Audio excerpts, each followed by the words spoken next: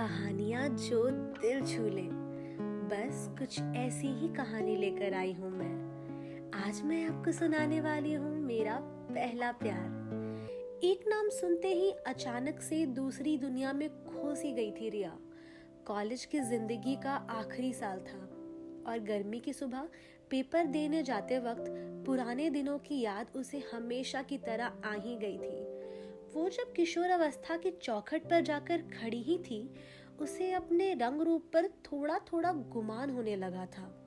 उसकी उम्र से कुछ साल बड़े युवा लड़कों की निहारती आंखें उसे इतना तो बता ही चुकी थी कि वो खूबसूरत है। वो जब भी कहीं जाती, लोग भीड़ में भी उसे निहारते। कभी कभी वो मन ही मन इतराती तो कभी गंदी निगाहों से खुद को बचाती, लेकिन उसका मन कहीं जाकर अटका हो ऐसा अब तक हुआ नहीं था। एक रात वो चाची के घर बैठकर टीवी देख रही थी। उसी वक्त दरवाजे पर कोई आया। दरवाजा खुला हुआ था। रिया ने झांक कर देखा तो बाहर कोई रिश्तेदार दरवाजे पर खड़ा था। चाची ने उन्हें अंदर बुलाया। रिया को इससे कोई मतलब नहीं था कि घर में कौन आया है। उसे बस अपने टीवी देखने से मतलब था, जो वो बड़े ध्यान से देख रही थी। इतनी देर में रिश्तेदार भी उसी कमरे में आकर बैठ गए जहां रिया तकिए से टिककर टीवी देख रही थी। लेकिन रिश्तेदार के साथ एक अजनबी चेहरा भी कमरे में दाखिल हुआ तो रिया का ध्यान अचानक से उस चेहरे पर चला गया। सांवला सा चेहरा था। रिया चुपचाप उठकर किचन में चली गई, नाश्ता बनाने में चाची की मदद करने के लिए। चाची पकौड़े का घोल तैयार कर पकौड़े तल रही थी। इतने में रिया के भैया भी आ गए और उस नए नवेले चेहरे की पूछताछ शुरू हो गई। निशांत नाम था उसका और वो रिया के घर के पीछे सफेद वाले घर में रहता था। लेकिन रिया के भैया के मुताबिक वो सफेद घर तो किसी पुलिस वाले का था। भैया ने फिर पूछा कि आपके घर में कोई पुलिस विभाग में है क्या? जवाब आया, हाँ, मेरे फूफा जी। भैया तो संतुष्ट हो गए, लेकिन एक कंफ्यूजन जरूर क्रिएट हो गया। बातों का सिलसिला चल ही रहा था। इतने में रिया गरम गरम पकौड़े लेकर कमरे में आई। रिया ने जिद कर करके बड़े प्यार से उन लोगों को पकौड़े खिलाए। नाश्ता चल ही रहा था कि रिया उठकर कमरे से बाहर जाने लगी। रास्ते में कुर्सियां रखी थी, जिसे हटाते हुए निशांत ने रिया के लिए रास्ता बनाया। बस फिर क्या था, बाली उम्र में लड़कों के इन्हीं शराफत का अक्सर जादू चल जाता है। सो चल गया। बातों का सिलसिला खत्म हुआ और मेहमान अपने घर को चले गए। लेकिन इसके साथ एक और सिलसिला चल पड़ा था। हर शाम अब रिया जब अपनी छत पर जाती तो उसकी नजरें घर के पीछे वाले सफेद घर पे होती, जिन्हें छत पर किसी के आने का इंतजार रहता था। कुछ दिनों तक यही चलता रहा, लेकिन रिया के साथ अजीब वाक्य होता था। रिया जिस छत पर किसी चेहरे को ढूंढती, वहां उसे कोई नजर ही नहीं आता। लेकिन उस सफेद घर के बगल वाले एक छोटे से घर की छत पर जरूर कोई उसे देखने के लिए रोज आया करता था। रिया कुछ समझ नहीं पा रही थी। वो ये जानने का प्रयास कर रही थी कि क्या ये शख्स वही है जो अपने घर का मेहमान बनकर आया था और दिल में बस गया, या फिर कोई अजनबी चेहरा। लेकिन ये चेहरा अजनबी तो नहीं लगता, बहुत कुछ जाना पहचाना और अपना सा लगता है। रिया ने अभी 9वीं की परीक्षा पास की थी। वो गर्मी की छुट्टियां ही थी जब छत पर हर शाम एक दूसरे की झलक दिखाई देती थी। घर बहुत पास भी नहीं था, इसलिए चेहरा भी धुंधला सा ही दिखाई देता था। लेकिन छत पर उसका होना ही दिल के रोमानियत के हजारों जज्बातों से भर देता था।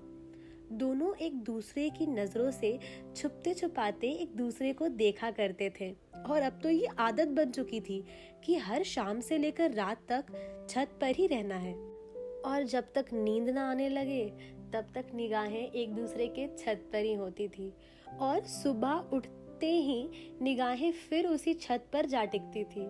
दोनों की छत पर किनार नहीं होने का सबसे बड़ा फायदा यही था।